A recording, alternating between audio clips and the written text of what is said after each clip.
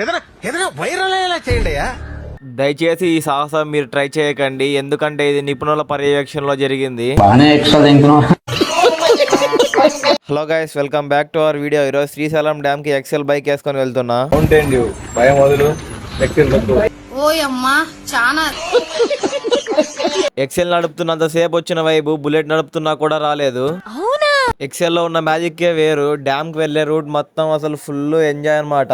ఇప్పుడు మీరు చూస్తున్నారు కదా, అదే ఏపీ చెక్ పోస్ట్. ఇప్పుడు మీకు కనపడే బ్రిడ్జ్ అన్నమాట ఏపీ అండ్ తెలంగాణకి కనెక్టివ్ బ్రిడ్జ్.